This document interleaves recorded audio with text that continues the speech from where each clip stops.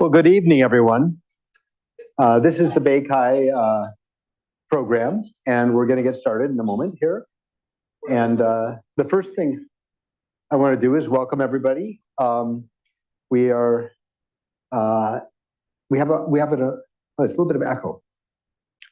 We had more people sign up for the Zoom version of this BayChi program than ever. So that's kind of cool, well over 100. We also will put this up on, and there's an echo here. Is that coming from mine? Let's turn that off. That's not good. There. Okay. That's what always happens. And so we also put up these programs on YouTube, and we also put them up on the baychi.org website. And so, you know, Peter Norvig and I had a discussion about user interface and AI a couple months ago. Last month, we had a AR/VR talk by Michael Neymark, a historic figure. You know, we've had a lot of really great talks. In the last year, we've had both Ben Schneiderman and Don Norman speak. I guess you guys all know that because you were all there, right? Anyway, it's good to be here at Stanford. And we've been holding only a few in-person meetings. And each time we're getting more and more people. So exciting. We used to hold them in Park, but Park's kind of changed. And so now we go up to other lab in San Francisco sometimes where the seats are made out of actual pipes from a pipe organ, where it used to be a pipe organ factory. And we probably will be visiting SAP again. They have a bunch of UX stuff happening just in Palo Alto.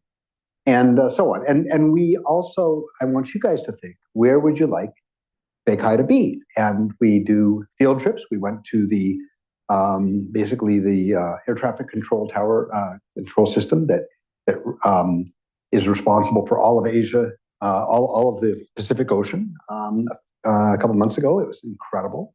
We went over to Intersurgical and people got to try to do robotic surgery. So if you have some dream of a place where we want to go, you can help us find a way in. We can have a field trip there. So tonight, I want to start off by saying this is BayChi, and you can join for $20 a year. We appreciate it. It does cost money to run our IT and to you know, bring a little bit of food and everything like that. ACM, as you know, is, you know, a huge organization, and SIGCHI is its second biggest special interest group after SIGGRAPH. You know, its top papers in our field are published there. So proud to be part of that, and we often have the best people from CHI speaking here. If you want to volunteer, here's some of the people that are volunteering. Nikki brought the food tonight, and Khan helped out set up the social media stuff, and we have a newsletter, and there's a bird of the feather about jobs in UX that happens once a month, and I think a lot of people enjoy that. There's also a working group once a week where people get together, you know, tired of being alone. It's on Zoom. And on the first Thursday of the month, we have a get together where, you know, we check in and talk about what we've been doing, but mostly we think about what BayChi can do. So tonight, our program, which is going to go for nominally an hour, and then please, it's up to James, who's going to be the speaker, whether he wants you to hold the questions or just dive in, and I'll come in through Zoom, and they'll also, you know, raise your hands. And so what we're going to talk about is basically, I think of it as possibly a trip report from Davos. That's the way I've been thinking about it. He's been thinking about this enough that he got to go to Davos and talk about it a little bit.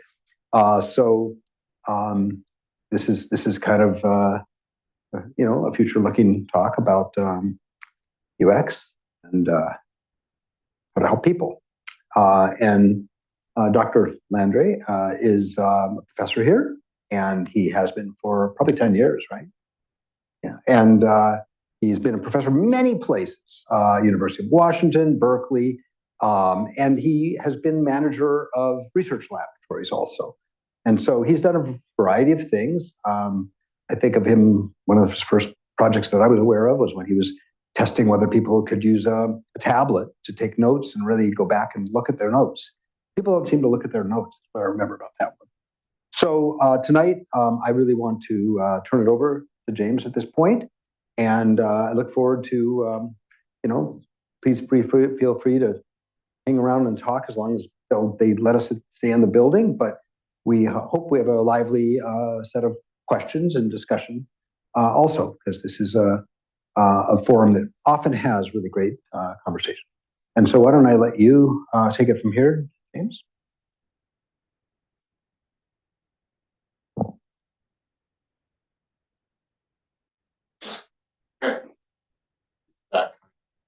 Ted. I love Bay Kai and would really like to help make it a vibrant community, which is what I remember when I was a graduate student. Interned at Park, I think, was the first time I went to Bay Kai when I was an intern at Park. And I looked on my CV today and noticed I've given 5 Bay Kai talks, but it's been a long time. In fact, here's the slide for my last Bay Kai talk, which was in October 2002, which was talking about design patterns for websites, which was based on a book that I wrote with my co-founder of Netraker, Doug Van Dyne, one of my graduate students, Jason Hong, at the time, when I was a professor in the group for user interface research in the EECS department at Berkeley, and Francesco was a PhD student working with my colleague, John Canny. So it's been a while, hopefully not so long next time. And I actually looked at my CV and saw, oh, we took the top student projects from my class at Berkeley and showed them at Bay Kai. And I thought, oh my God, I do this big thing at Stanford with 40 teams now. We could do a Bay Kai thing where we show off the award-winning project. So hit me up, Ted. I'm ready to do some Bay Kai stuff. And SAP is even closer to my house than even this is, though they're both bikeable. Okay, so what I'm going to talk about now is more what I've been up to lately, so not a lot of web design patterns in a while. So I'm going to talk about AI, which I think many of you are aware of and interested in. AI is a powerful tool, but I believe it's critical that we design AI systems at what I term the user, the community, and the society level. That sounds hard. So you can start, I think, by first just designing for communities beyond your direct user population. Yeah, beyond just your direct user. So going beyond what we've bashed our heads with industry for 50 years to get people to do user-centered design. We still need to do that, but we need to expand beyond that. And if you do, you're going to create AI systems that are more likely to have a positive societal impact. I've been working on defining this new model of AI design for the last 1.5 years or so, and today I hope to make these ideas clearer as I speak for the need for a more human-centered view of artificial intelligence. So we all know AI is taking the world by storm, whether it's in areas like scientific discovery with tools like ChatGPT and many others that have come out, to natural language processing. There's nobody here that doesn't use, for example, speech on their phone to write a text message, or translation because they're in Paris and want to say the phrase right, or taking some other language that they know nothing of and understanding it, to even using AI in fashion design. We find people in the fashion industry using AI to predict what will the styles be in the coming season so that they do a better job in terms of what they design, as well as optimizing their supply chain so that they don't have waste. But what's really been taking the public by storm over the last year is generative AI.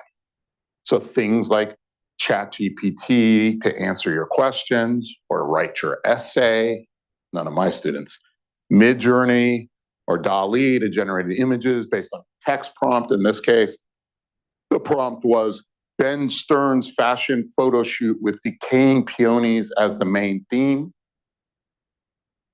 to tools like Copilot for helping you code better, though we are going to see lots of copilots to help you do something better. So many of these things are the future of AI, and they're really based on what we call foundation models. That's what's powering this generative AI. So we all know machine learning models use statistics to learn from a large amount of data how to predict an output given an input. So for generative AI, an input like give me a fashion shoot of a woman with decaying peonies may give us an image like the one on the previous slide. These models are really special in that they're very large models trained on huge swaths of the internet. They require now hundreds of millions of dollars in computational resources to train, though obviously a lot of people are trying to work to make it less, though most of that work is more on the inference side rather than training. And more often, they are trained on multiple modalities, so text, images, speech, music. Now, previously, you had to create a model for every different task that you wanted to support. So we had one model just for example, doing speech, and a different model for doing an image recognition. What's happening is we're starting to see these models merge into foundation models. The idea is that with one very, very large model trained on a diverse set of data, you can use that to solve a variety of tasks. Sometimes right out of the box, and sometimes you might need to fine-tune the model with specific data needed for the tasks you're trying to solve. That's why we call them foundation models. You can build an application on top of these models, these foundations, without having to train the model from scratch yourself. So this is kind of the now and the future of the AI neural net revolution that really kicked off in about 2014, but only became, more aware by the public with ChatGPT and maybe some of the image generative models right before that.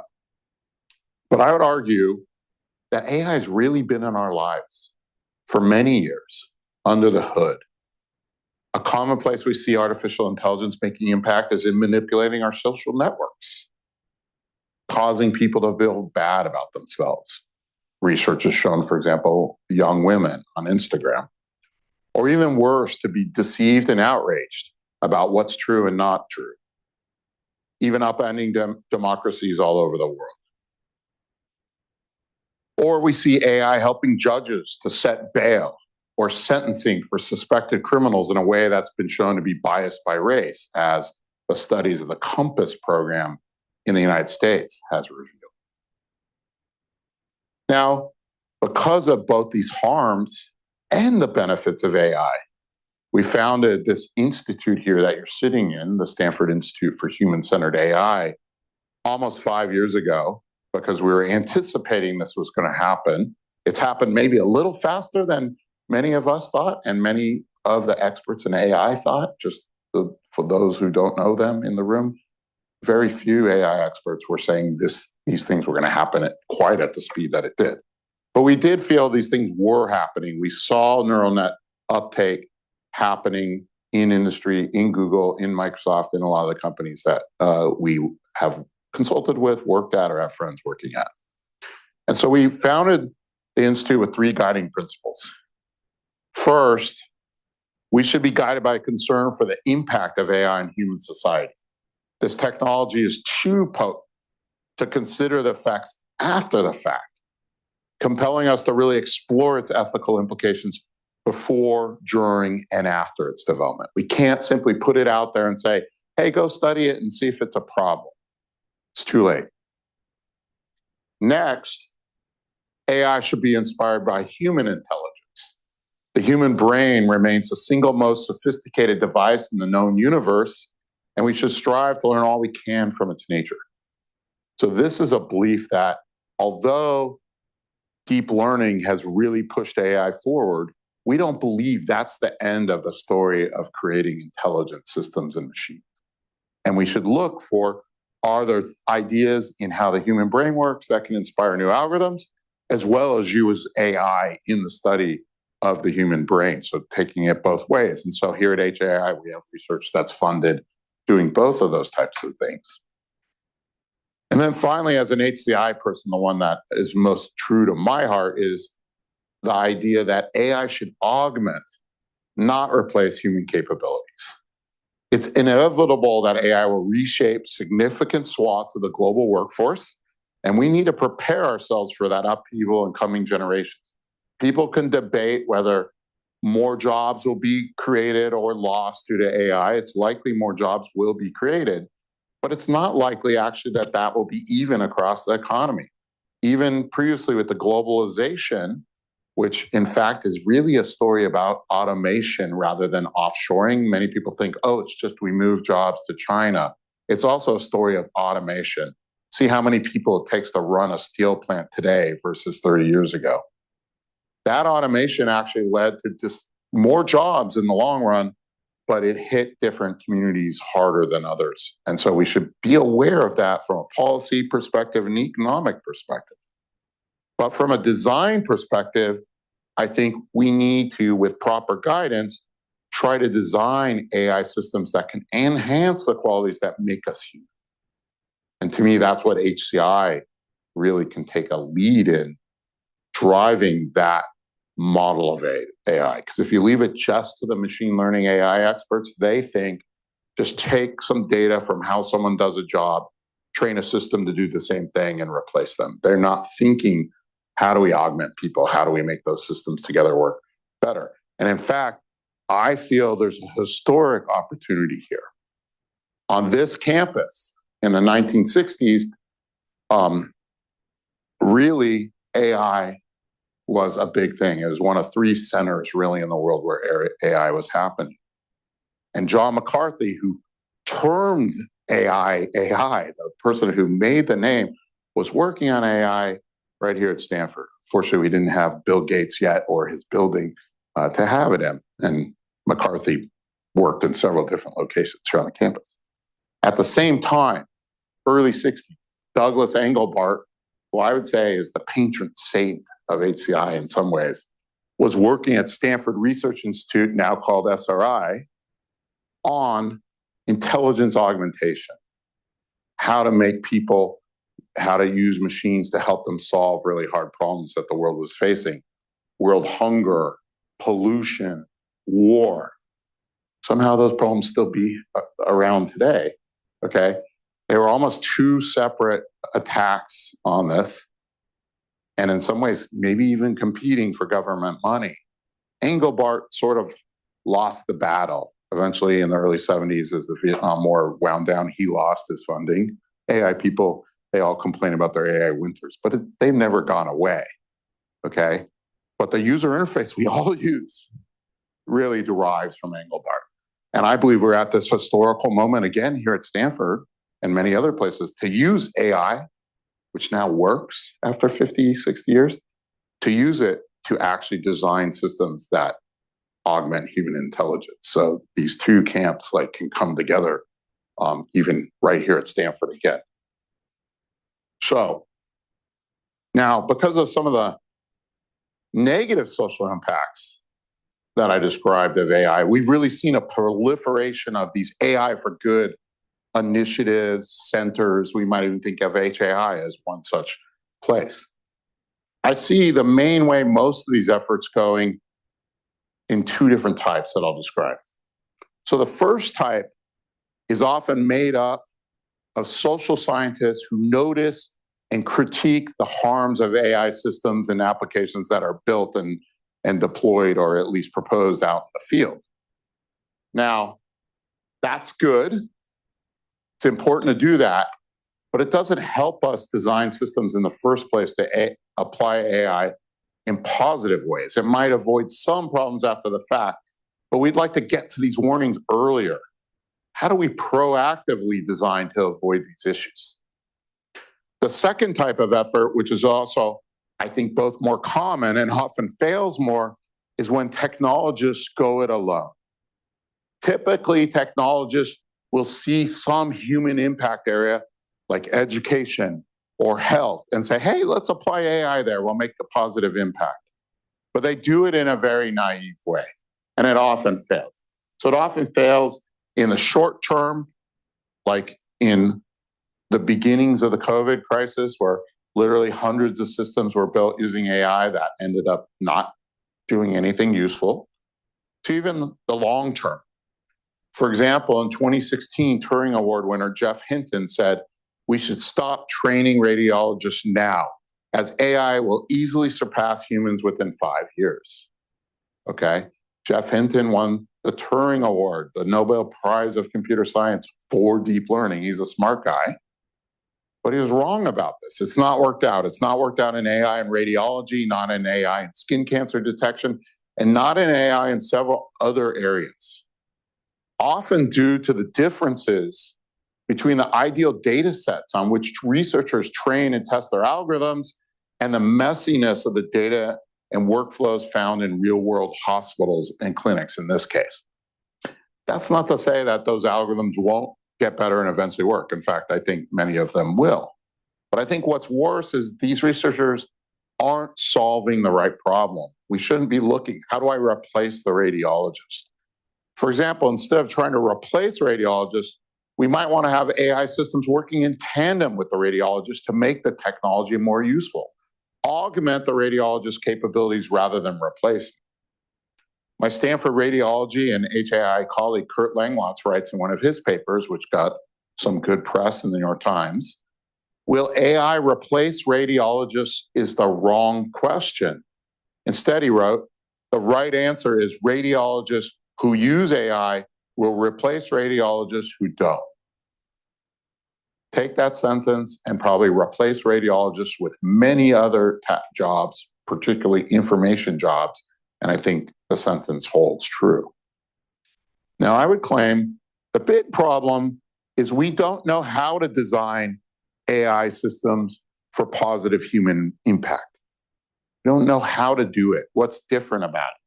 And I believe there is a better way to design AI for positive human impact. The better way is what I term human-centered AI. How do we get the positive outcomes from AI? That is, what would it have taken to avoid the negative outcomes from Compass's AI-assisted sentencing, for example?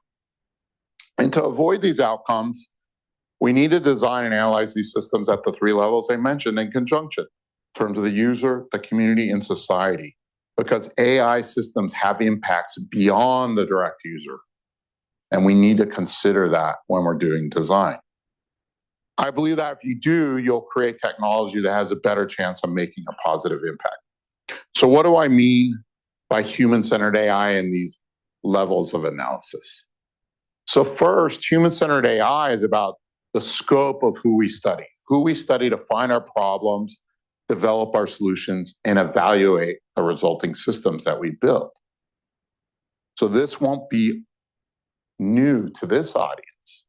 The first thing we need to do is have a user-centered process. That is to integrate these well-known techniques from HCI and design that account for the needs and abilities of end users of computing systems early and often, and rapidly iterate and improve design through rigorous testing. That will help us develop AI systems that hopefully work for humans rather than futilely trying to replicate humans. But my claim is that's not enough.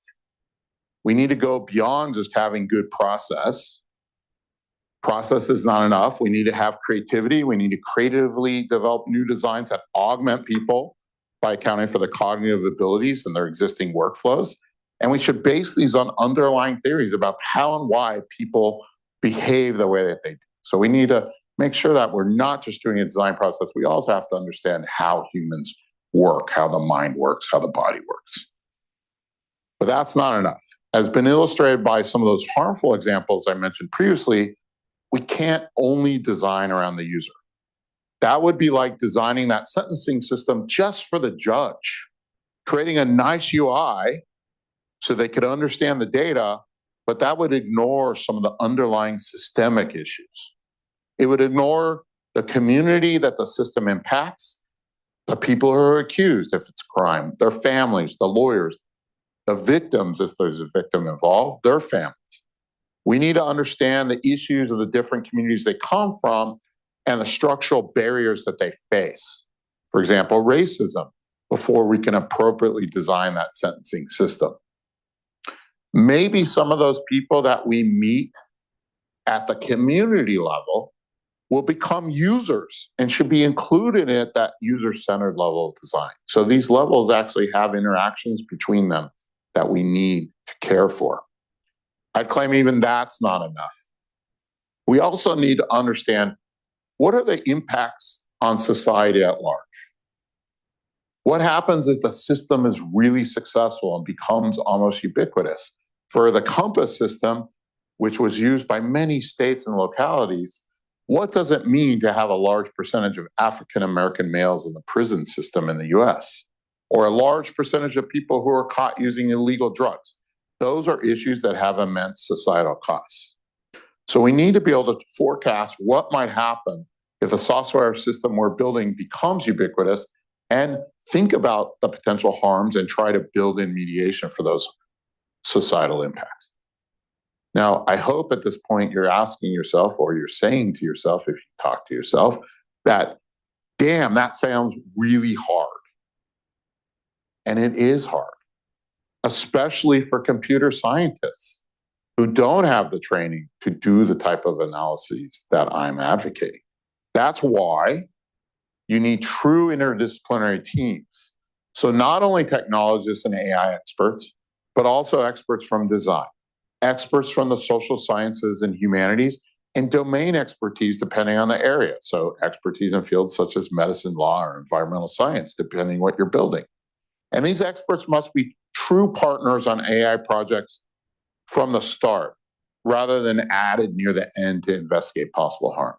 It's been shown time and time again, I think Facebook is a great example, that simply having a team later who has to check off on trust and safety or responsibility will always lose when there's more money to be made going the other direction. Instead, the type of people with that expertise have to be on the team from the start and have the social capital that causes different design decisions to be made along the process. So to review the model so far, human-centered AI requires that we have this interdisciplinary team analyze the problem at the three levels of user, community, and society simultaneously, or at least very close in time. And there will probably be people, concepts, and findings that will inform these other levels of analysis. They're interdependent. So I want to run you through what this type of analysis might look like for two examples beyond sentencing. The first is from the literature and popular press, and the second is one of my own research projects where I'm going to critique it through this lens to show you where we might have gone wrong and how this lens is helping us do better today. So, what does the human-centered AI analysis look like for autonomous cars? Here's a Tesla with its autopilot feature or full self-driving. How many people here in this room drive a Tesla? Okay, Palo Alto crowd, still kind of low. How many people here drive a car? Okay, good, you'll get it. I gave this talk in London a few months ago, and in 40 people in the room, there were only 2 people who had a car. So it was a little harder, but you'll get this. Okay, so either now or in 10 years, autonomous cars will happen. It's just a question of how much autonomy and where it's used, okay? If you're Elon Musk, you'll say, yeah, we've had that for years. And if you're Toyota, you would say, you know, that's 20 years from now or never if you want full autonomy in every traffic condition, every weather condition on every road in the world. Doesn't matter. But what I'll claim is that what most university researchers have done previously, yes, this is not a new area. There's over 30, 40 years of people working on autonomous cars. When I was a grad student at Carnegie Mellon in the early 90s, there was a huge truck that drove through Shenley Park next to the campus with about 20 Sun Microsystems workstations in it, and it was probably only going 8 or 10 miles per hour doing autonomous driving. This is a very old field. It's not new. But I would say what most university researchers and now car companies and startups have done as well is primarily look at that user-centered level. How do I just replace the driver? Main focus there. So what might the driver see on display, such as the large display in the center console of most Teslas, or what the driver sees when in autopilot mode here behind the steering wheel? What should it show, or how should we get the attention of the driver when the system's less sure of its inferences due to weather, or lack of recent maps, or due to the other cars on the road? That's mainly at the driver level. But these other levels of analysis are also quite important to solving or even posing the problem correctly. So at the community level, I might care more about other drivers and their behaviors, whether in autonomous cars or non-autonomous cars. Unsurprisingly to me, but somehow surprisingly to these researchers, people behave differently when they see an autonomous car around them. And if you live here in Palo Alto, you see autonomous cars all the time. And guess what? You drive differently when you see one of those around you. This is something they could have explored very early rather than just waiting till after they deployed it. We also care about the interactions with pedestrians and bicyclists. These have all been, in my opinion, afterthoughts for these efforts. Many of these things not really looked into deeply until they were deploying things on the road. And many of the problems might have been avoided had they considered these issues a little better at that earlier on in the conception of autonomous driving. One of the classic deaths was somebody walking a bicycle across the road at night. Their system thought about people could ride bikes and they could walk. Nobody thought they, would walk a bike, dead person. At the society level, we need to consider the impacts of autonomous cars on a city or a region. Maybe the impacts are not as positive as the enthusiasts might lead you to believe.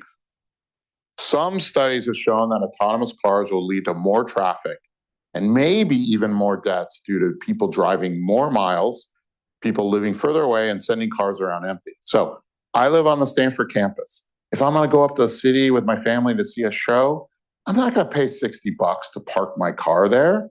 I'll just send it down back home safely to my driveway. Or maybe I'll send it to, 10 or 15 miles south San Francisco, where maybe I can get a cheaper lot. My car is going further. Another example, I live on the Stanford campus. Maybe I don't want to spend $3 million to buy a house living on the Stanford campus, and I'll go live 2 hours to the east, somewhere in the Central Valley, and I'll drive in at 6 a.m. every morning, sleeping in my car while it drives me, or doing PowerPoint slides, because that's what faculty do, right? And again, I'm going to live further away, so now more miles are driven, okay? Now we can debate whether there'll be more deaths or not. The traffic thing, I think, is more clear. Deaths, it just depends on, how well do these systems work, and that might be a key area. Autonomous cars probably certainly would do better than drunk drivers, which are where many deaths are. I'm not here. Okay. These aren't just newspaper headlines, but are based on research. For example, by transportation experts at the University of Texas, who found, at least in the Texas Triangle mega region, which always bends my mind because it's got 4 cities, Austin, Dallas, Houston, San Antonio, so 2 of them are laying on one of those lines. Autonomous cars will likely swamp traffic due to the changes these AI-based cars will bring to human behavior, like I just described. So to avoid that, we're going to have to build much bigger roads to accommodate this traffic. And that costs a lot of money. And so with this type of analysis from the start, we might decide our societal resources might be better spent on building a better public transit system. If we only analyze and design at the user-centered level at the start, we might ignore these important questions until it's too late and we have no choice. We might decide that autonomous cars are what we want because we want elders who are starting to lose their ability to drive to have still mobility and independence, or because drunk driving is a problem, that the reduction in deaths due to that might be worth it. But we don't actually make that decision. That decision is being made by people with power. These are questions of power. Who has the power to choose what we do with societal resources? Right now, that power is concentrated in a few large companies if we're talking about autonomous cars. And if we're talking about AI, large models, foundation models, are concentrated in a few large companies. And there is a power there, and I'll talk about that in a minute. So I don't want to give you the impression that there's no related work in this space, so I want to at least review some of the work so you don't feel like I'm ignoring everybody. So the field of HCI and design has been working at the user-centered level for 50 plus years, And there's many known techniques. Many of us teach them. All of you use them in your work. And there's great newer work applying some of these techniques specifically to AI. For example, this good paper that's very well cited by Amershi et al. From Microsoft Research and the University of Washington, Guidelines for Human AI Interaction from a few years ago at CHI. Great paper. At the community level, a very well-known design technique that many of you may have seen before, maybe there was a Bay-Kai talk, is value-sensitive design, developed by my former colleague at the University of Washington, Batya Friedman and David Hendry, which helps designers find and be explicit about the values of users rather than just the values of designers. And there's new ideas in that area, such as design justice by Costanza Chok. And at the society level, I think there's less well-known techniques on how to design for this, but there is good recent work pointing out what some of the problems are. For example, Safia Noble's well-reviewed book, Algorithms of Oppression. One of the key questions for me is how do we integrate these types of ideas into a coherent design process rather than just working at one piece? I think that's where some of the research lies at this point, and that's one of the problems I'm working on with one of my PhD students, is how to make a coherent design process that looks at these three levels. So now that I've given you an idea of what human-centered AI is and a process for it, I'd like to take you through one of my own projects that uses AI and show you where it's human-centered, but also where we can do better. The human-centered AI lens that I just presented you is changing this project for the better after some early missteps. So the project is called Hybrid Physical Digital Spaces.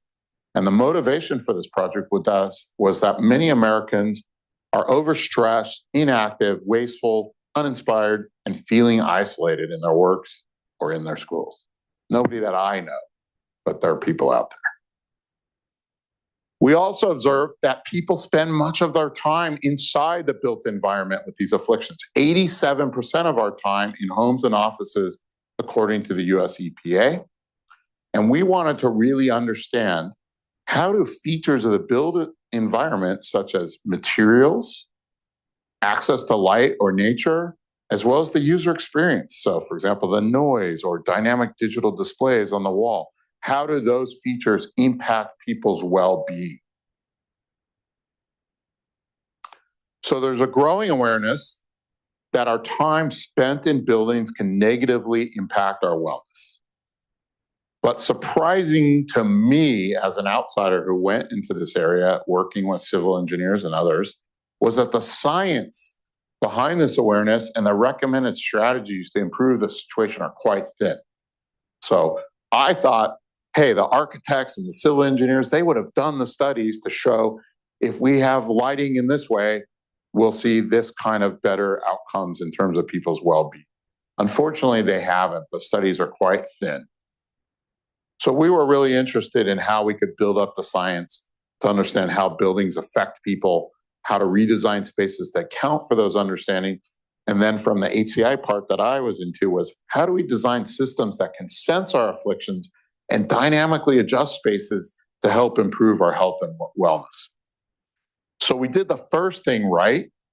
We started with a strong interdisciplinary team that includes expertise in buildings and architecture, those people in orange, computing, including HCI, security, AI, the folks in blue, and then experts in people, including psychology, health, privacy and law, education and organizational behavior, the folks in green. So it was quite an interdisciplinary team, all with a passion for creating a better built environment. We based our initial ideas on a model that illustrates how building features, individual outcomes, organizational outcomes, and societal outcomes are linked. In fact, this slide was from our initial pitch that we did in an internal Stanford competition to gain research funding for this project. I've annotated it, as you'll see, with these levels of user, community, and society that were not on that slide, but this was how we were thinking about it. And by building features, we mean things about the design and construction, but also the user experience. So for example, How noisy is it? Or is there access to natural light? And what types of materials are used? For example, is it natural wood furniture versus that white laminate stuff? And is there access to nature? Can you see plants either within the space or easily through a window? And if those features are negative, like I've shown in this example, they can lead to bad individual outcomes like stress, anxiety, and distraction. That's really at the user-centered level that I've been speaking to. These, in turn, can lead to organizational or community outcomes, such as a lack of productivity, waste, and a sense of or lack of belonging. That's at the community-centered level. And then finally, these community organizational outcomes can have impact at the societal level. So on our economy, on our environment, our health and well-being. So at least we were thinking about these three levels a bit from the start, even though I hadn't even thought about how to design from AI in this way when we started this project. Now, after that, what we do in my group is we often don't design anything, or at least don't try to build anything.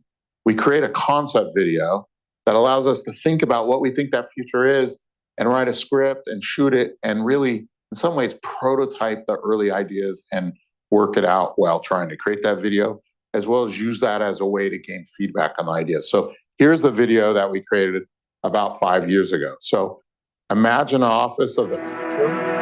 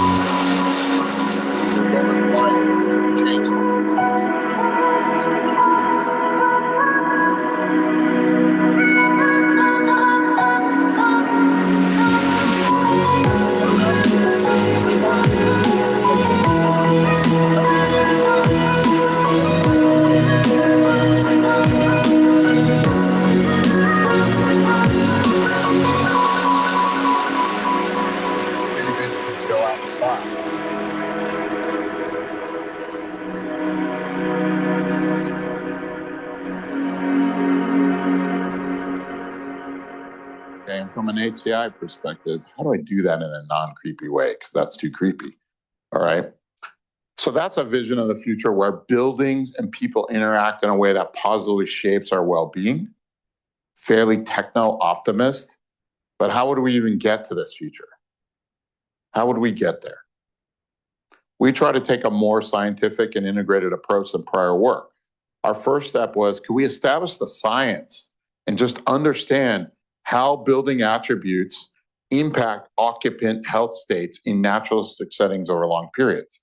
We also want to design those adaptations, including dynamic ones to support well-being. And before we can create and deploy any technologies, we need to understand what type of sensing and data collection people are willing to work with and which they'd prefer not to have. So I'll discuss these in turn. So we ran some preliminary online experiments where we showed people images and they had to imagine you were starting a new job in those places. And then we gave them some standard psychology surveys, and we're surprised to find a lot of the effects that we thought would happen in the real world even happened in kind of a mechanical Turk study. After that, we designed a real experiment in a real space, so a controlled year-long lab experiment on campus with over 400 participants. And in this experiment, we systematically varied building features such as natural or artificial materials. So you can see the 2 rooms that we had. We had 2 rooms that were identical, except for the things that I'll show we varied. So we could vary the furniture in both rooms by moving it around. Natural or artificial light, because we literally paid people thousands of dollars to build a wall across the windows in one of those 2 rooms. And we also varied the images on the walls. So you can't really see it here, but there's 3 large photos about yay big, where we varied them to show either diverse or non-diverse individuals. So in one condition, all 3 images were a bunch of white males, and in the other condition, there was diversity of both race and gender. So here you see the conditions. To measure what was happening, we had participants wear Empatica watches with electrodermal activity sensing, which is often used as a measure of stress. And we used standard surveys on stress, belonging, and creativity. And by the way, we had to stress them out on purpose. So we experimented with different ways to do this. The one that we found worked out well was we asked them at some set point in the study that they needed to give a talk in 2 minutes on their positive and negative personality characteristics. And you will see people's stress levels shoot up. I'm just going to show you the biggest results. You can look in the journal article that I cite here if you want to know more. The conditions with the natural materials helped to decrease the stress in the participants. This was not the result I expected. I thought for sure it would be the windows and the natural light. That did have an effect, but this effect was larger. That was seen both with the subjective survey you see here, so the green being the natural wood condition and its self-report that you're seeing here, but this was also seen with the electrodermal activity, or EDA. So you see on the right, the EDA being lower for people with the natural wood condition, and they recover more quickly. Participants exposed to the windows, as I said, also had lower negative stress impacts. And for certain subgroups, there were different results in terms of divergent creativity with exposure in the different conditions. You can see that in the paper. Now, the next step really for this work is how do we run these types of systems and experiments in more naturalistic settings over longer periods, not just come into an office for an hour and fill out all these surveys.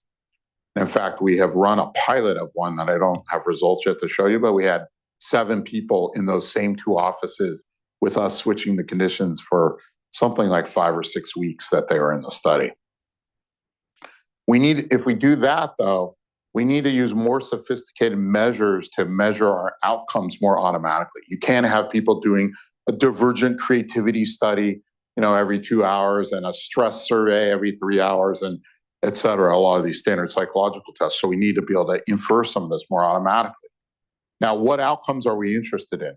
In this project, we were interested in improving the following 5 outcomes. So stress, belonging, creativity, physical activity, and environmental behavior. We are actually intentional to not explore productivity as it has been more explored, but also it introduces serious concerns of management misuse. So think about Amazon warehouse workers where, if you don't pack enough boxes quickly enough or you take too many bathroom breaks, you're gone. And we just didn't want to start with, hey, here's a tool, you can now do this.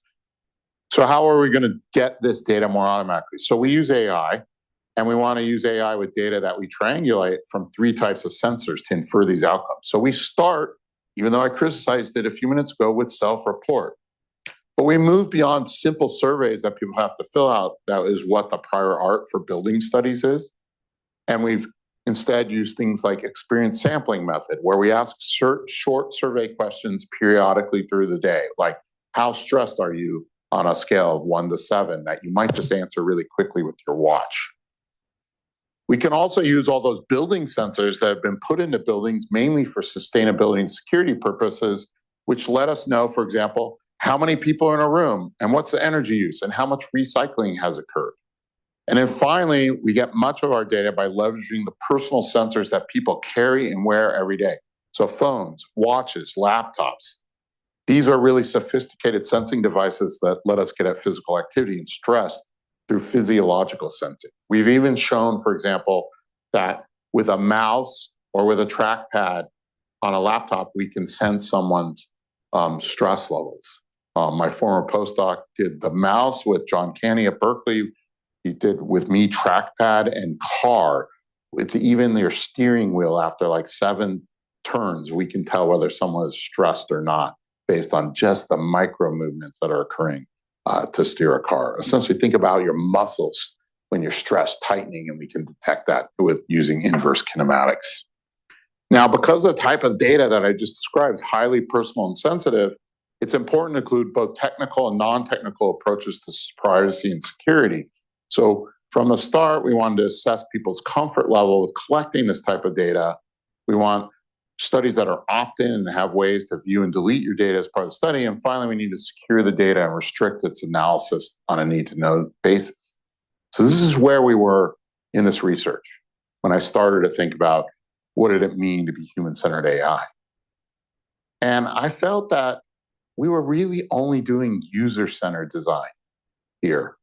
There might be a tiny bit of community-centered, like, oh, does the pizza delivery driver have to opt in when he comes into the building to make sure, he's not sensed? But I felt something was missing. How might we get at the community-centered and society-centered issues? And so now I'm going to show you some of our newer research that tries to get a better understanding of these higher levels. So let's think about the features that I've shown and see what levels we were designing. So at the user-centered level, we're mainly thinking about building residents who would want these features for themselves. Features that would encourage more exercise, let's say, or sense and adapt to their stress. So James is in his office, he's stressed again, and it starts playing cool jazz.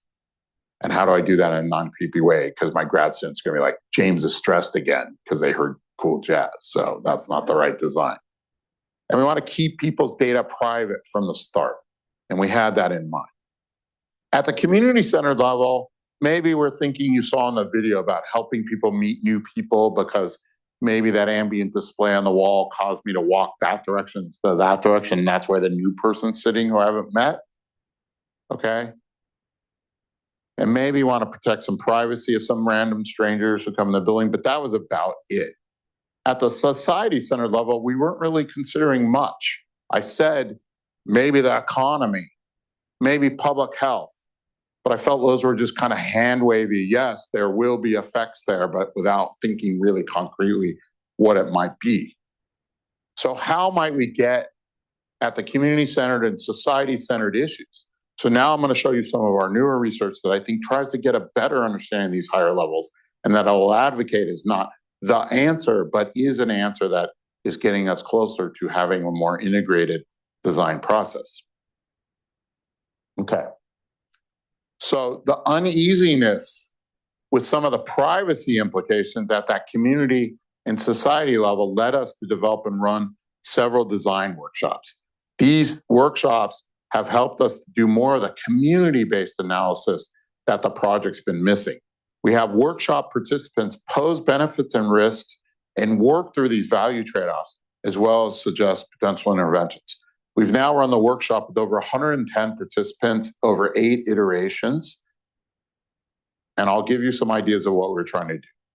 So one of the big issues in these smart spaces is, how do you communicate to users in the community what kind of information is being tracked and sensed and inferred about you in this space? That's one problem that these systems will have to address. So a big part of our workshop is focused on how to communicate these issues to people who will use these hybrid digital physical spaces. So one way products communicate these issues today, maybe, or don't communicate, is using privacy policies. These policies are useless. At left here is an art piece where the artist has printed real privacy policies out from products you use every day.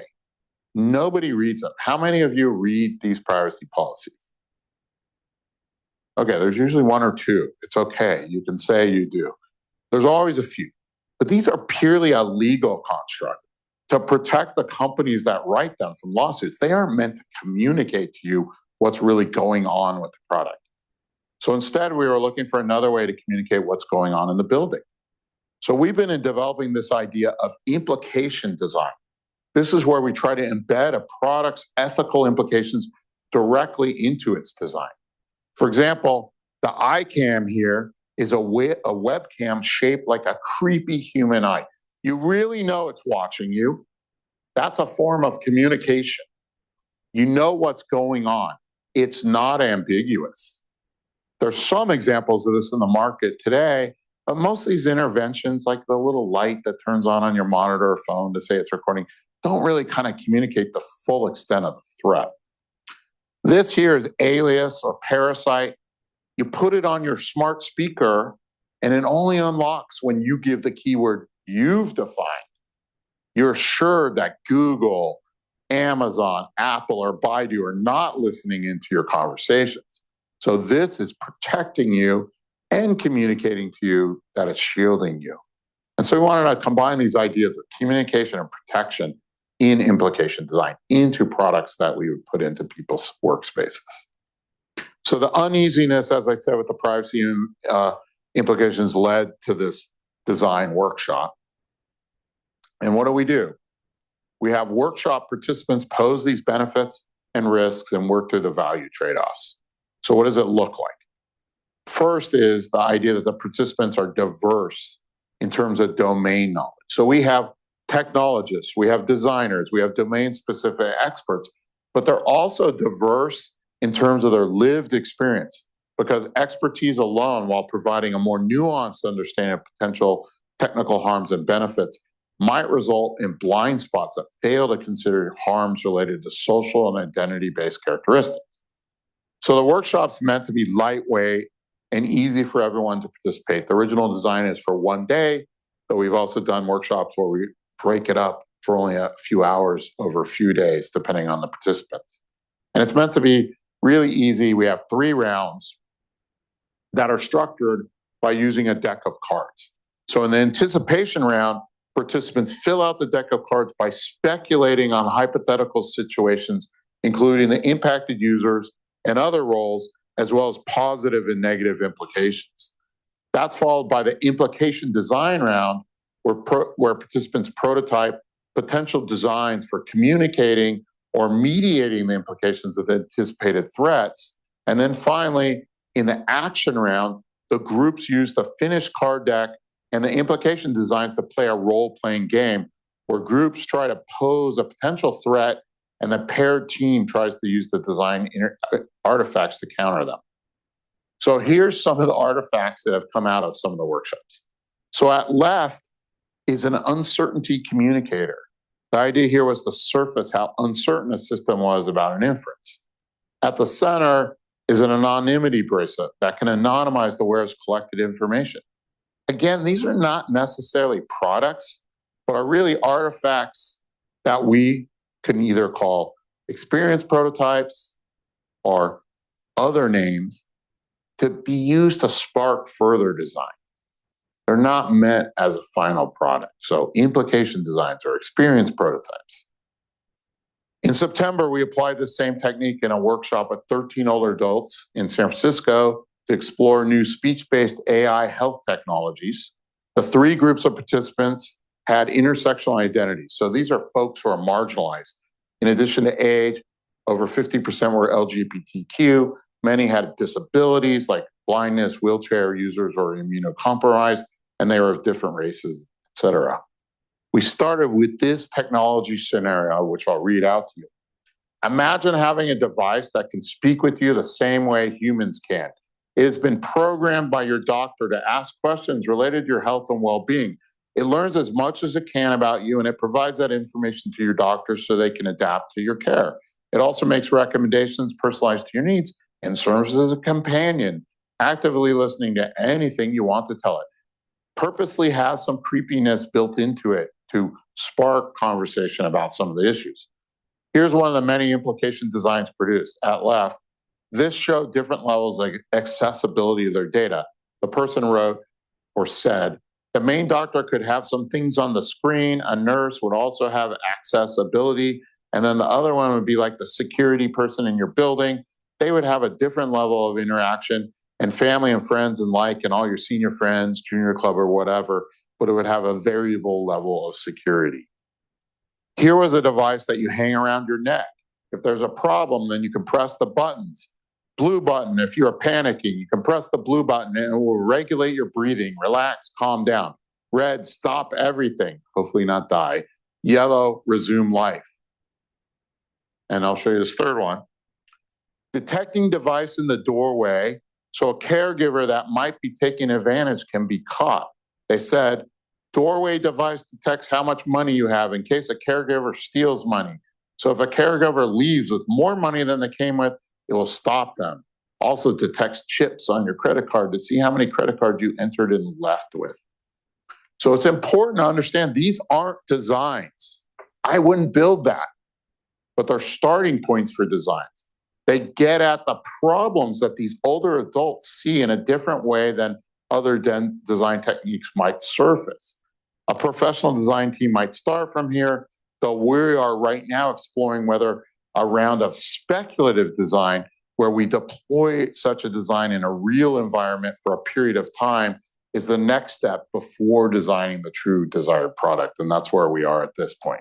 I think we haven't done enough yet of this implication design to test with a community in a real space. And so that's really where this project is trying to take that next step.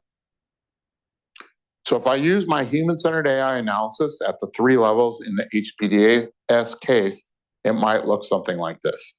At the user-centered level, we work with and design for building residents, the companies that lease the space, building managers, and building owners. At the community level, we should work with anyone who might come into the building or even the neighbors. And at the society level, we need to analyze carefully how this system might impact many different groups, but in particular people with disabilities or other marginalized identities who may not want to disclose that to others. But it also raises general questions of privilege in society. Who has access to these fancy health-shaping buildings and who does not? And what happens if these buildings are used for workplace surveillance? So far, I'd say we focus more on these lower portions of the 3 levels of analysis.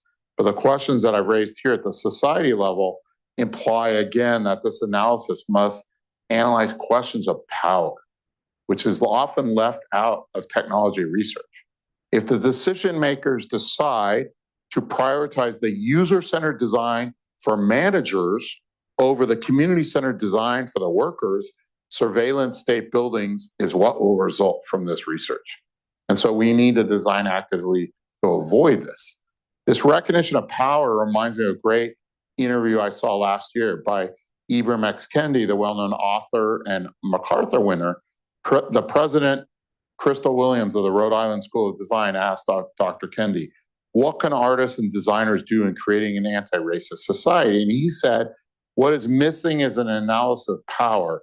We live in a moment when different identity groups are advocating for their rights, their power, their presence, and pushing back. What is missing are the bridges of solidarity. We need to constantly be building those bridges. Historically, who has built those bridges? Artists and designers. I believe we as designers need to take on the analysis of design on 3 levels I've advocated, user, community, society, so we can properly identify and take on power, so we can build those bridges of solidarity. So what I want you to take away from this introduction is there are many great applications where we can use AI to help people be better at their tasks, to augment them to be better learners, better designers, to take better care of their body. My students are doing many of those applications. You read about them in the newspaper every day. They are there. But the key is to keep users, communities, and society's needs at the center of these smart interface designs. It's critical, I think, that we design at these 3 levels. Don't worry. We are in really the early days of finding the right design processes to practice truly human-centered AI. I hope I haven't given you the impression that I'm done and you must go do this. We are developing it. But you can start, I believe, by just designing beyond your direct user population and designing with communities beyond, and you will create AI systems that are more likely to have a positive societal impact. Thank you for your attention. And I think we should have 20 or 25 minutes for questions, right? As much questions as we can stand. I'm going to just start by leading it off. I've seen some chats that I want to go and revisit, but you started off with this video thing. You make this video, it's a hypothetical thing, and I was thinking, oh man, what we think it's going to be like and our reactions to that. And then we have these ones we make these artificial places and people go in those. What do you think of implicit, collection of data in the real world that is by watching what is really going on, longitudinally and stuff like that relative to these other methods, and when is it possible to actually get? Yeah, I mean, so yeah, obviously there's other techniques to collect data, and I would say in some of those systems that we're building, we are collecting implicit data, but we wanted to not collect the implicit data until we actually understood some of the underlying variables and how they might work, because we might then, let's say we found out that the natural light really didn't matter.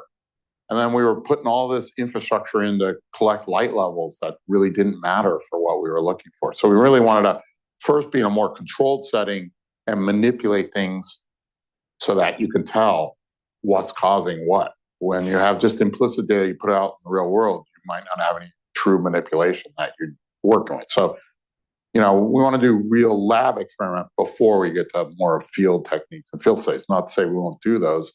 In some ways, we're doing those in these more naturalistic settings, but that's after the more controlled idea. But, many of these things you want to triangulate, look for many different ways of getting at the same answer. Great. So we have a few things online, but maybe we should start by starting the room. You guys made the effort to come here. Can you bring a microphone over? Say your name, please. My name is Emmanuel, and I was here a week ago. There was actually an HAI conference related to AI on education. Mm-hmm. And it turns out that I am an engineer, and I was part of the audience. There were also a lot of teachers, and there were researchers from Stanford. Now, you talked earlier that you need to bring a lot of stakeholders together. And for example, in the case of AI on education, I think that's a case where you need the teachers have the problems, or the opportunity, and they do not know anything about technology, or some of them do, but for the most part, they're focusing on being good teachers. And now there are engineers like me that wants to help. I'm a parent, so I want to help and contribute.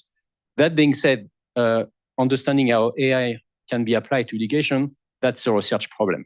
So now we talk about the stakeholders. How can we bring all of those stakeholders together? And if it's not happening already. Right. So, I helped sponsor that conference. I helped, approve the money to do it. It was a great conference, and I know people enjoyed it. So note there was one key stakeholder who was missing from that audience. There were no children, at least. There may have been grad students. So there's one key stakeholder there.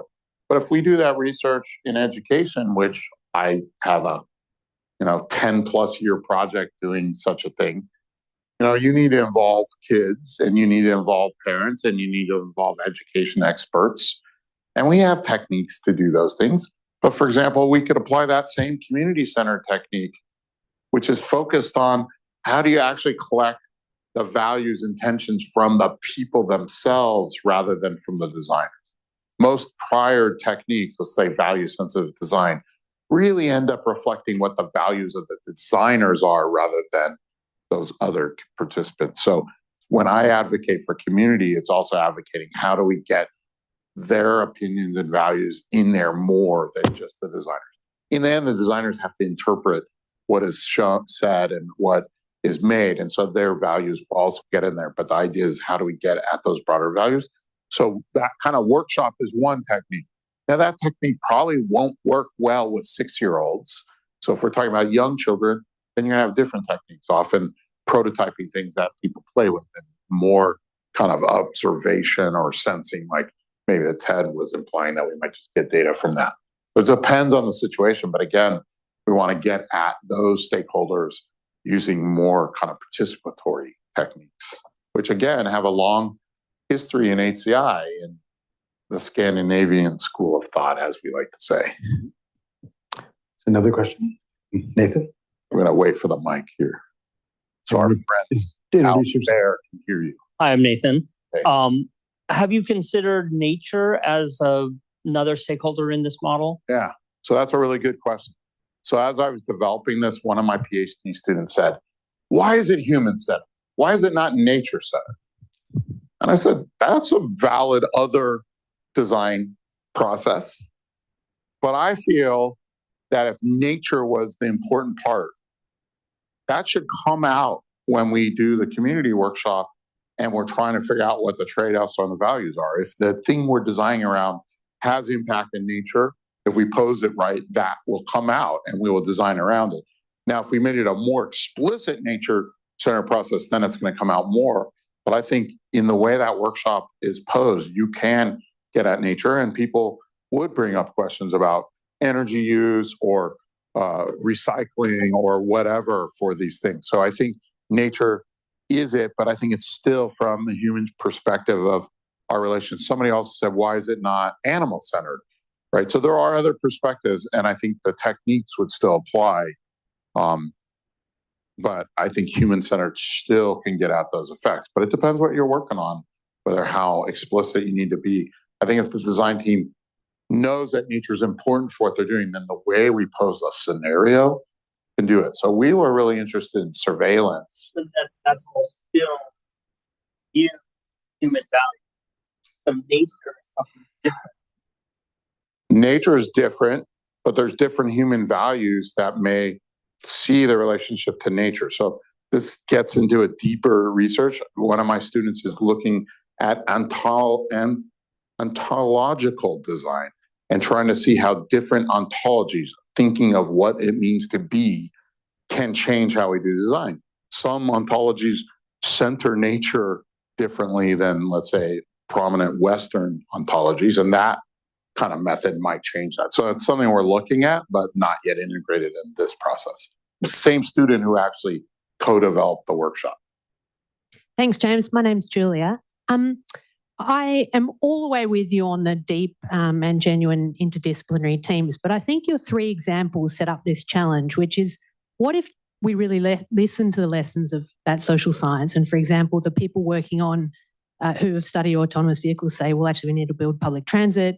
People who are thinking about housing say we need to think about public housing. People thinking about prison systems say we need to think about abolition. And what I'm really curious about is where you take your AI researchers then. Because really what that lesson is we need the proactive solution of the social scientists is stop doing the same thing, invest in the less resourced, the tools of the less powerful. Yeah. So that's a good question. I think the answer sometimes is don't build it, which is what I think sometimes the social scientists would say, or social sciences. I think what will happen often in those situations if we develop this way is we would less likely get don't build it as the answer. We would more likely get build this different thing that might not have the same impact. Less likely that they would just don't build anything because they have all these other incentives for doing so. And I agree, sometimes maybe it should be don't build any of those things, change society or organizations in this other way. But I think more often this is going to at least lead to building something very radical. Like, what would have happened if we built Facebook this way and did it very differently? Maybe that works still. Maybe it doesn't. We don't know. But I agree, there's sometimes where the answer is don't build it.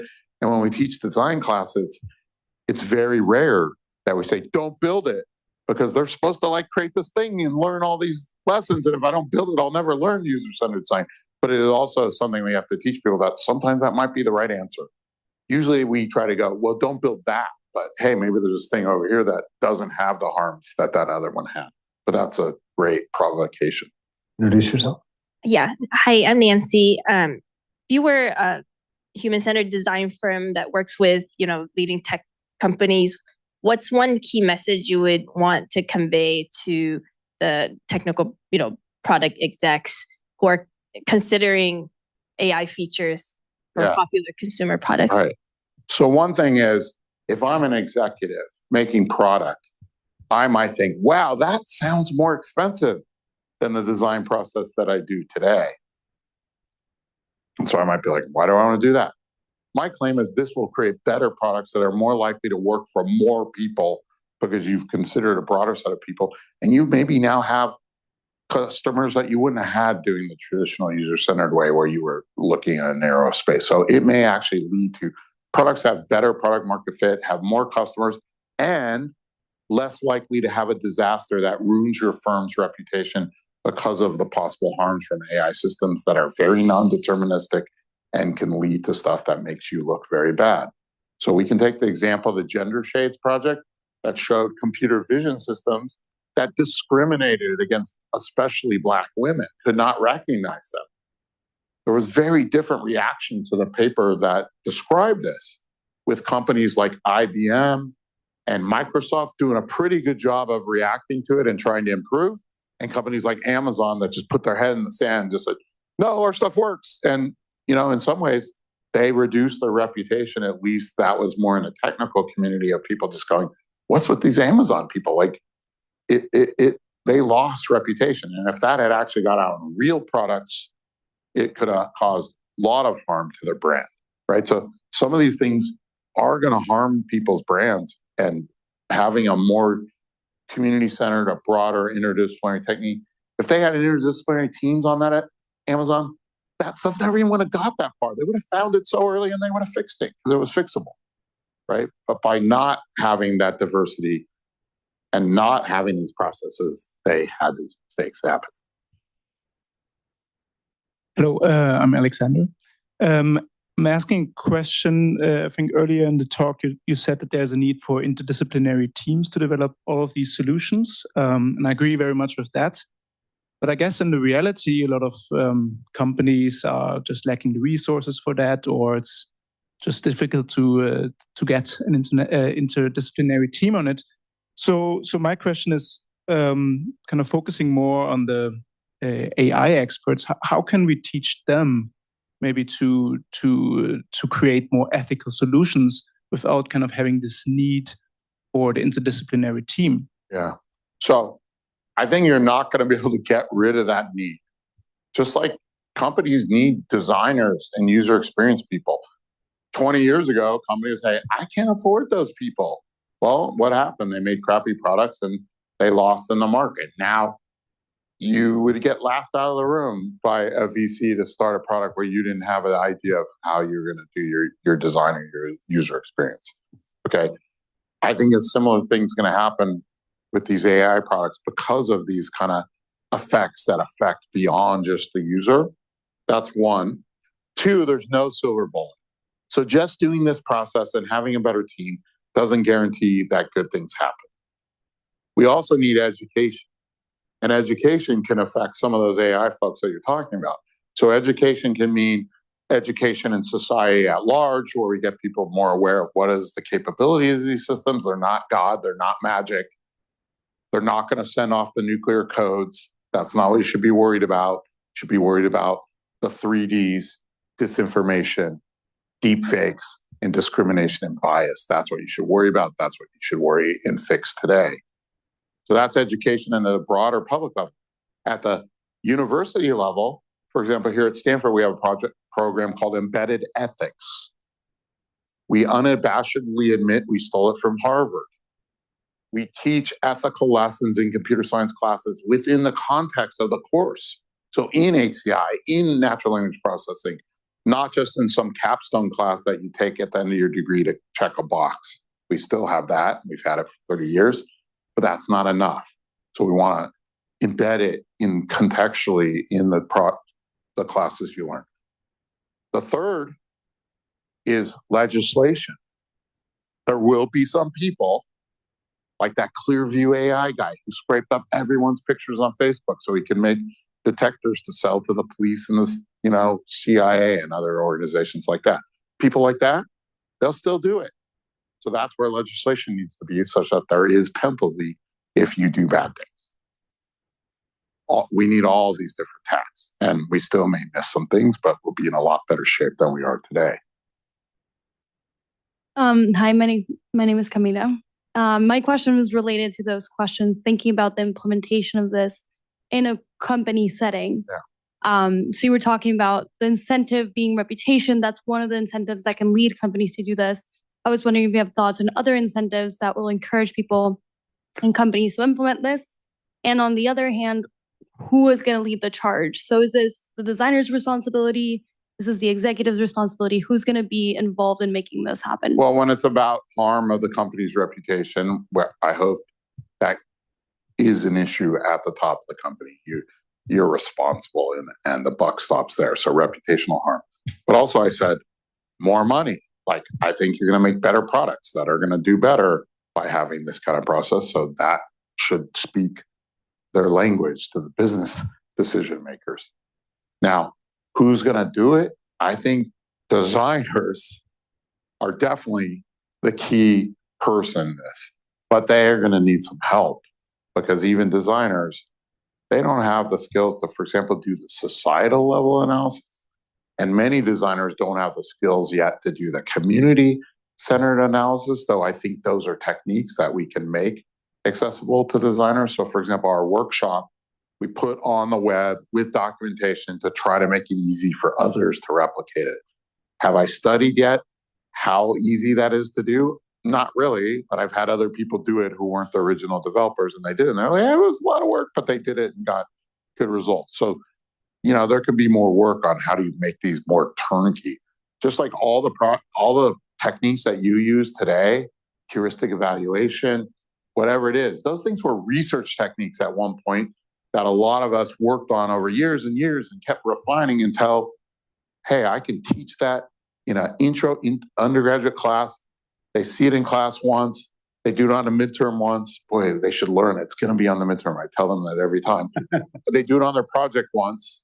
They're now good enough to do that for the rest of their career. Are they the expert at it? Not for the first few times, but good enough to get good results.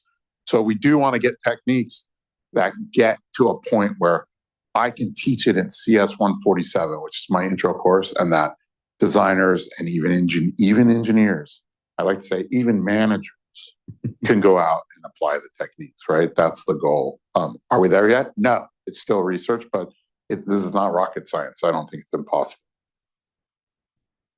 Hi, Professor. My name is Shivam. A lot of the applications of AI that we're talking about today, that in the industry that we talk about, are they use AI as an enhancement on top of existing product categories. So, like autonomous cars we're adding AI to cars, and in the case of something like a car, there is a cultural significance to that product. So I love cars. I love driving. It means something to me more than just its function. When we get to the point of adding AI, we're functionally changing the way that product works.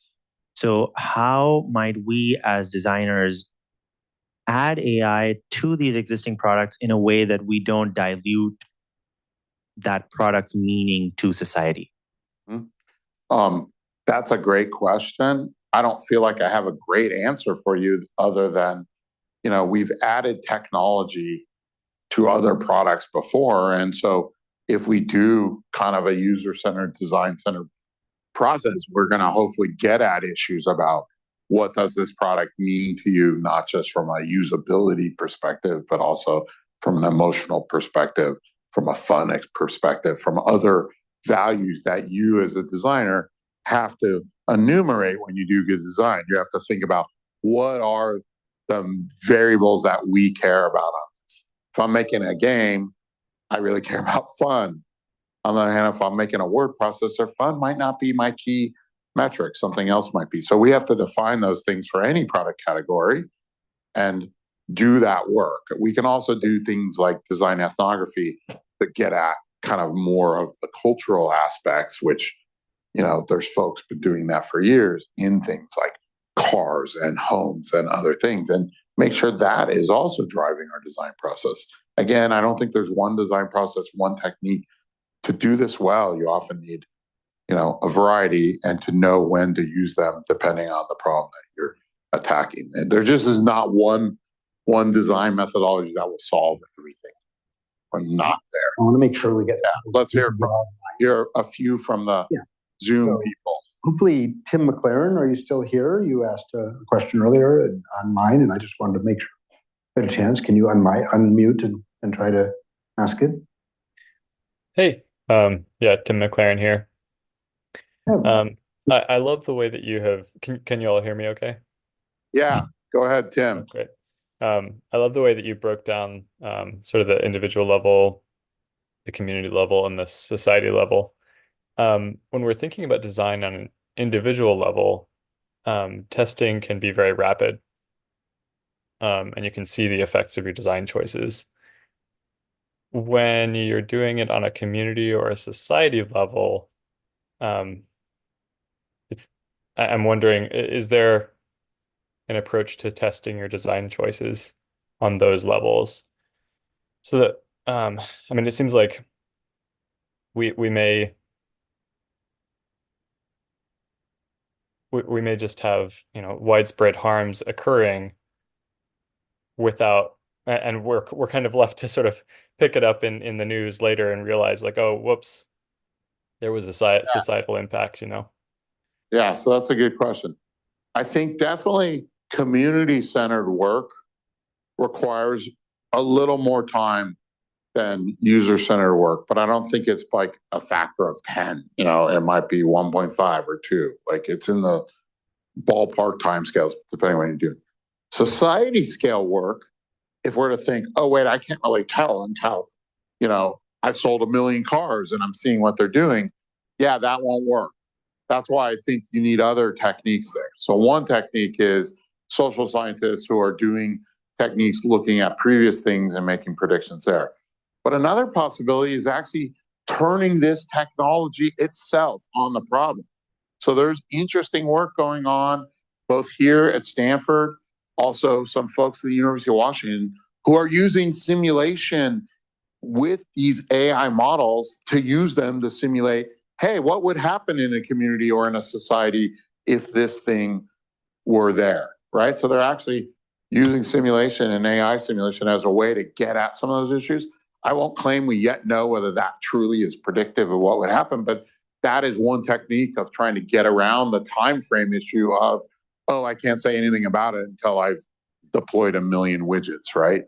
So there are some ways, but to me, the society level one is like the hardest one that I'm still getting at, like what should we do there? Whereas this community, I think I have a better idea what works and doesn't work. And I think it's more actually compatible with design techniques that not all designers, but many designers, especially from the research world, are familiar with ways to do it. I think the society one is a much more open question of like, wow, how do we do that? Now, to a practitioner, that might be, oh shit, we can't do that. To me, it's like, oh shit, that's great. We got a research problem. Let's work on that. Maybe take another question. Okay, let's take another one from the. Yeah, I don't know how if you're wearing out, or there's a couple. I'm not wearing out, but you guys are going to wear out first. Very good. So I don't know if Mohammed Nasser, you made a statement earlier on in the talk. I don't know if you wanted to follow that up with a question. You seem to. It seemed to me that maybe you did. You turn on your mic if you're here still.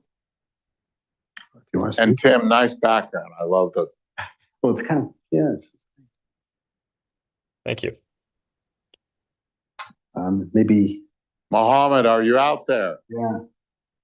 And if not, Jeff Johnson. Oh, Jeff Johnson. Why aren't you here in person? San Francisco's too far, huh? Jeff Johnson, you want to talk about your auto example?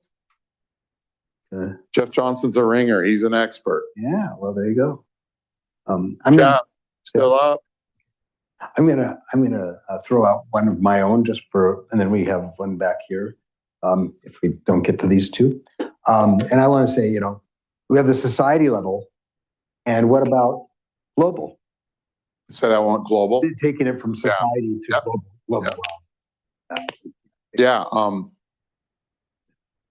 That's a really good question, and it actually came up, obviously, when I was in Davos, because you have people who are leaders from all over the world there. And I think it's important at that global level. Some of these issues of power, these large language models, for example, encompass the values from the text they're trained on. And most of that text is Western, American, European text. So if I'm in a country in Africa, or I'm in East Asia, and let's say Korea, it's not necessarily capturing the values of that culture. And why would I want applications to be built on top of that that are then going to reflect cultural values that are different than my own? So I actually think it's imperative for these countries to push back on that power of who is creating these models. And some of these countries, you know, because they're at country level in terms of how much money they're throwing at it, are creating their own large language models. But not every country is going to be able to afford that. We've seen, for example, rich countries in the Middle East creating their own large models because they see this kind of cultural imperialism that is embedded in models. So I think this is going to be a huge issue. And when I'm giving this talk, whether it's Davos, I've given it a couple times in Korea, I think they're going to want to think about how do we make sure that either we're able to fine tune these to represent our cultural values, or we're making our own models, because why would I want this other country's values? It's not clear anyone's values are right or wrong. They're just different. And so they need to think about that. But this power right now is in the hands of the biggest players, whether it's these big American tech companies or maybe countries. And the price of these models has been going up. Some people predict the next round is going to cost $1 billion. You know, and it reminds me of chip manufacturing, where they said at some point only countries would be able to afford the next level of fab. And people are like, oh, that's not true. But if you think about it, the US government and the CHIPS Act essentially has given Intel and some other companies a ton of money to make new fabs. Like, it's like Intel sort of couldn't really afford it all on their own, right? So if it keeps growing like that, now some of us think it's not going to keep growing, that it's probably going to asymptote, but we don't really know yet. But the numbers, even without that, are already, you know, putting the game way up here. There's a whole argument about open source versus closed source, and how does that change the thing. We've seen, you know, open source sort of coming out of the players who are behind, like Facebook, but then that allows them to leapfrog, because then a lot of people use their model. We see a company in France building stuff based on it, doing quite well. So there's arguments about which of these models are going to work that are probably beyond the scope of this talk. But global, I think, is a big thing. But if you're designing, pretty hard to design a product that you're going, oh yeah, this is good for, you know, America, Europe, and China. You know, like, that's a hard design problem. So I think you at least need to understand what is in the culture you're designing for. Now, trying to design across all of them, that's not a job I want. So online, we have Christina said she had a question. Do you want to unmute? Christina, are you there? Can you unmute? Yeah, okay, I'm here. Oh, I'm not able to turn on my camera, but Okay. Voice of God mode is fine with us. Yeah.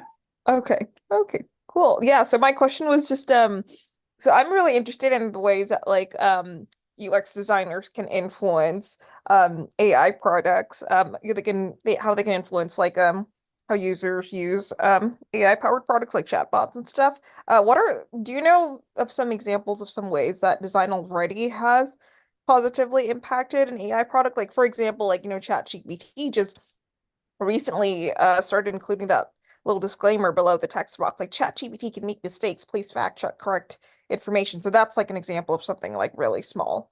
And then I think like Google Gemini has like those little like disclaimers when you first start using it, when you make your own account. Yeah, I mean, I don't have any direct evidence that those messages were pushed in by designers versus other concerned people who felt, you know, they were getting bad pushback on them. But I mean, there are designers who are involved in AI. You know, for example, at Google, the Google Pair Group put out they essentially wrote a book, put it online for free, which was all about design in AI systems and was really written for a design audience. And so there are designers in these companies, and it depends on the ability of them as agents in the company and how that company recognizes the value of design, of how effective they are. But there are clearly designers designing for AI all over the place. How effective they are, hard to tell without somebody reporting like, hey, I was a designer at X and look what I did and this is how they happened. I think lots of designers are having impact in AI. One thing I would say as a good note for designers Some people feel, oh, AI is going to make designers go away because we just have the AI do design. And I think it's the opposite. So AI systems add so much unpredictability that they make design, good design, more important. I think design is going to be more valued because of AI systems. Now, what type of design you do may change. We might get better AI tools that help us generate better parts of GUI and GUIs. Fine, that's great. Sometimes that's scut work. But understanding what the right problem to solve, understanding how to analyze data and synthesize it and know what to do, those AI systems so far, that's not what they're good at. Okay, and that's what designers are really good at. So I actually think good design is actually become more valuable in this AI future, at least in the 5 to 10 year period. 20 years we're all in belly chairs. I don't know what's going on. Hard to predict. But I think in the short term, design is more valuable and more important in the AI age. Yeah. Hello, my name is Matthias. And I wanted to ask you about the design of ChatGPT, because I was asking myself if this app or if this application, if the design played a role in how successful it was, just because it was a simple design and, giving the impression that something read the whole internet and being able to give like a coherent and simple answer to really big questions with,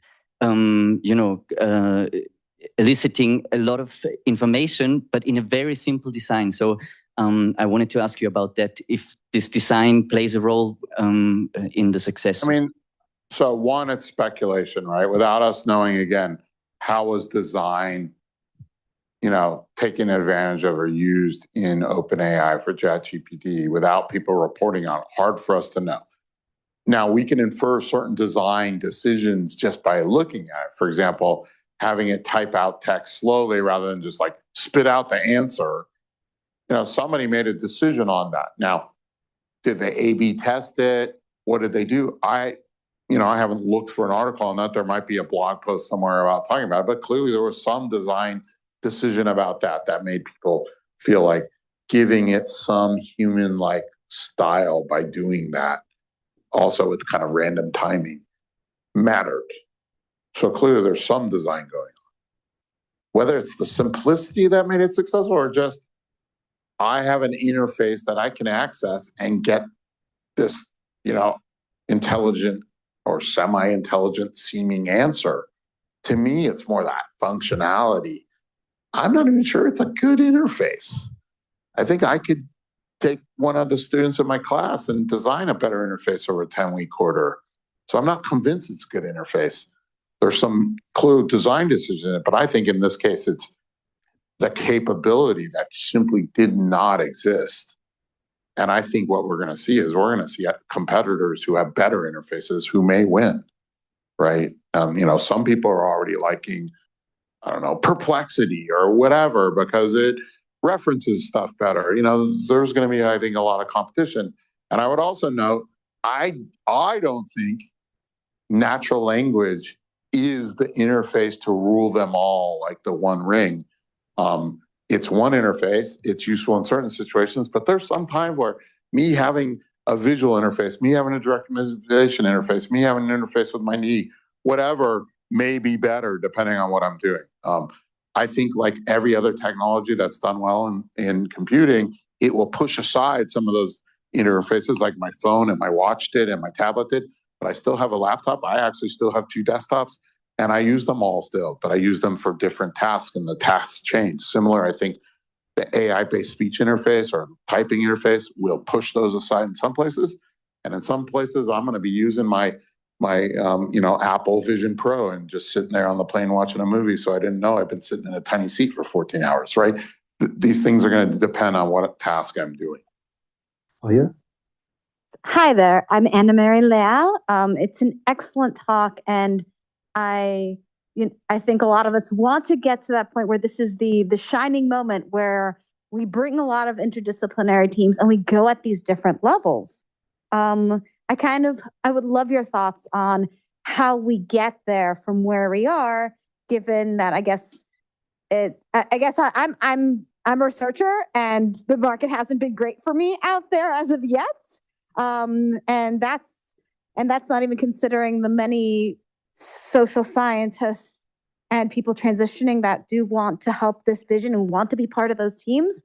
But even more broadly, the people that think about society, the societal level stuff, also include artists and writers who, I mean, they have their own techniques on how to get at that higher level. So how do we advocate for ourselves and writers and artists, which were hired in the past, right? A lot of big companies hire artists and futurists and authors to write about this stuff. But how can we practically advocate for them and for us that, hey, these people are needed. We're all needed here. So I'd love to get kind of your thoughts on the difficult gap between the here and later. So I'll start backwards from the end of your point. I didn't mention artists other than in the quote there at the end.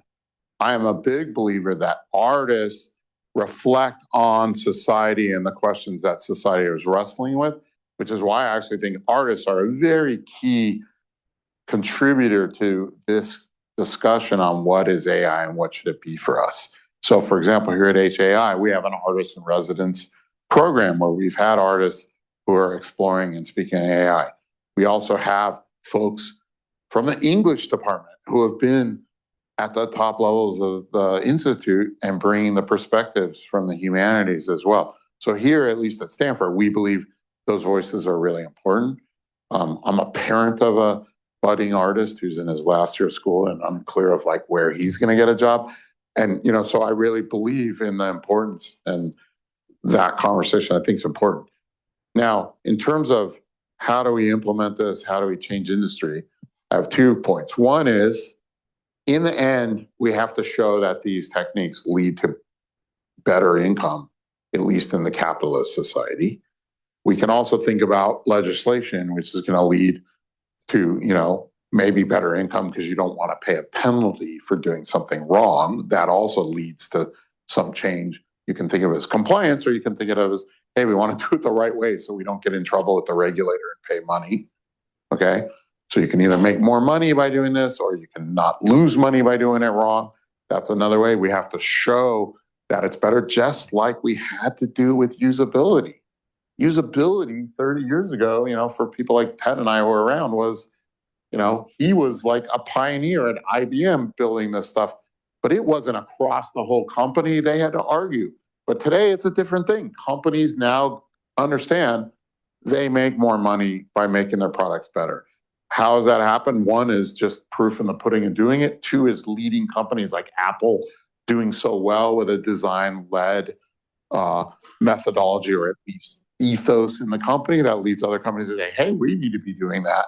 So those kind of market movers can also change this. Education can also change this. This is not going to happen by itself overnight. It just like with usability and UX, I think it's going to take 5 or 10 years. Now, some of the good news. In Davos, when I was there, and I was on 11 different panels in 4 days, which I will never do again. That was super tiring. There are a lot of CXO level people, CTOs, chief information officers, et cetera, on a lot of these panels that I was on. And I was actually amazed that a lot of the companies are wanting to make sure their AI is responsible. They understand the issue. Now, there's companies that are ahead in this thinking. Like, for example, Microsoft, I'm very impressed with some of the stuff that they're doing and thinking about how AI moves through the organization. SAP, super impressed with how they're thinking about this in their organization. And then there's other companies that are just kind of they're just kind of shoveling the stuff that they're selling, a lot of just pushing AI and saying, you haven't implemented AI yet this year. Last year was the year to experiment. This year, you're really implementing the use cases. I felt like there was a little oversell going on there. I think it's still time to kind of figure out where this is going to be in people's organizations. It's not like your company's going out of business if you don't integrate ChatGPT into everything this year. I think that's people selling their product. But there was a lot of interest in doing this right. Now, the difference between being interested and spending the budget to hire the people to do it, especially with all the layoffs and other stuff we see in Silicon Valley, We have to kind of figure out how much that's true. But I think we're going to see it. But we have to show case studies. We got to show examples. We have to show why these type of methods lead to better outcomes. And I think we're in the early days. Here at HAI, we have a corporate affiliates program. We have 10 different companies that spend a lot of money every year with us that range all the way from the tech companies, all of the Googles, SAP, companies like that, all the way to banks like Wells Fargo, or consumer products like LVMH. You know, they make all these luxury goods. LVMH is working with me on how do we do this kind of process in their products, at least some of their internal products for the company. So we have a lot of interest of companies who actually want to figure out how to do this. Do they know how yet? No, they don't even know what stuff means yet. They're trying to find their way, but they at least do have a motivation, which to me, especially when I was at Davos, I actually came away more positive, feeling like a lot of the companies really want to do the right things here. They just don't know how to do it yet. And so they're looking for the answers. I have a comment, and then we have a question, for one last question. And I think at that point, if people want to talk to you. Yeah, then we can wrap up and I can take questions up here. But my comment is, it's been a while now since social values have mattered. The social media has driven a lot of companies to make huge decisions. And I think a lot of the things you're just talking about, actually there is tremendous pressure from the social issues on what companies do that really, influences them to, and that's why some of these big winners are these ones. John Smith, do you want to turn on your mic and ask your question, please? Yeah, that would be great. So I'm a nonprofit professional. I've been doing nonprofit work for 25 years, but I came out of a program at Indiana University studying basically philanthropy, and so I was really, and this was in the early 2000s. So we hadn't yet seen. We had started to see some of the implications of social media, but by and large, not so much on a social scale like we do today. And I see that as the sort of beta test for the things we're talking about. So my question really regards trauma-informed design and really integrating in the design process at early iterations. This thinking about neural complexity and the kinds of disabilities, that invisible disabilities that are co-occurring in the United States and worldwide, that could be exacerbated when the design process fails to fully integrate a lot of these needs, I think. How would you address that because when you think about going from a user to a community to a societal perspective, you're obviously, talking, impacting millions and billions of people. So how do you think about that in terms of the complex ways of, interagency, intergovernmental coordination to assist in addressing those things? So I have to first say I'm ignorant as to exactly what trauma-centered design or trauma-based design is. In terms of disability and ability-based design, which is a pretty big field, especially for people who work with assistive technology, that's another community that people engage in design. And you're right, some of those disabilities are invisible, especially things if we think about mental health and other disabilities, addiction, et cetera. And those are ones that need to be heeded. I agree with you that or also we heard from Ted, that social media is an example where some of these kind of issues has come out. We've seen, depression and the impacts of, like I said, body image with women and young women, especially on Instagram. We've seen video games in terms of addiction, which people are using AI to target kids who play video games and know, what's the best way to keep them playing and getting them to buy stuff. And I can tell you, if you haven't tried, an Apple Vision Pro, the addiction problem is going to be massive, in my opinion. It is like off scale. And I told some people at dinner too, heart attacks, because the realism of the stuff in this thing, there's going to be some scary shit that some people are going to, you really think it's happening to you. Now, these things also have great potential for therapy, which people have said you've done VR for 30 years for, all kinds of phobias and pain and other things. So not to think all these things are dour and negative. There are actually huge, great potentials that we're going to see of this technology. But we do need to think about these other communities. And your question, I think, is interesting in that you can't solve all of them at once. And so one question is, how do you, let's say we did this community-centered design, and I was designing for older adults in an elder care setting, and we were doing about their health stuff. And we didn't get at some invisible things like that could cause us problems. Now, that means our design processes also need to adapt and be iterative so that some of these things that we didn't pick up in our initial passes, we might find in another pass and be able to change what we're building. We're not going to catch all of it in one process or even in one time. It's just too complex. These are wicked problems. Some of them are just not solvable. We can move to a better place on the spectrum, but it's still a problem, right? And we have to also admit that design cannot solve all problems, right? And nor can legislation solve all problems, right? We're still going to have problems. So I'll leave it on that note. Well, we do continue to have problems, and we continue to work on them from engineering, functional, aesthetic, and policy approaches. And we have fabulous research centers like Stanford, where people are working it all the time. And we are proud that you guys all came to this program, and you guys are all out there trying to make a better world. And we're going to come back. We have a couple of the programs this spring are going to be from Zillow, Bloomberg, and Switch 5. So these are real companies with great researchers and great research designers.